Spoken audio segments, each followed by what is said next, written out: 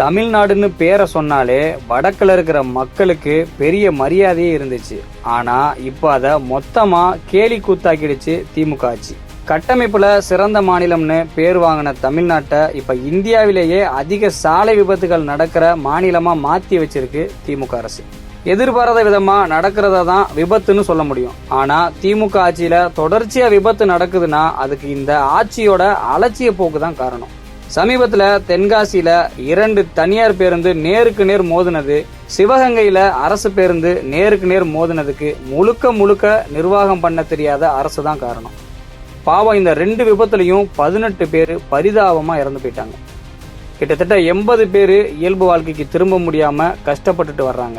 நாடாளுமன்ற குளிர்கால கூட்டத்தொடர்ல மத்திய சாலை போக்குவரத்து துறை அமைச்சர் கொடுத்த அறிக்கையில இந்தியாவிலேயே அதிக சாலை விபத்துகள் நடக்கிற மாநிலத்துல தமிழ்நாடு தான் முதலிடத்துல இருக்கு. கடந்த 4 வருஷத்துல 2,54,526 சாலை விபத்துகள் நடந்திருக்கிறதா பதிவாகியிருக்கு. விபத்து தொடர்ச்சியா நடக்கும் போதே உடனே இந்த அரசு அதுக்கேத்த மாதிரி நடவடிக்கை எடுத்திருக்கணும். ஆனா கடந்த 4 வருஷத்துல எதுவுமே பண்ணாததால ஒவ்வொரு வருஷத்துக்கும் விபத்து அதிகரிச்சுக்கிட்டே வந்ததுதான் மிச்சம். இந்த விபத்துகளால தமிழ்நாட்டுல ஒவ்வொரு நாளும் சராசரியா 30 to 50 பேர் வரை உயிரிழக்கிறதா சொல்லப்படுது.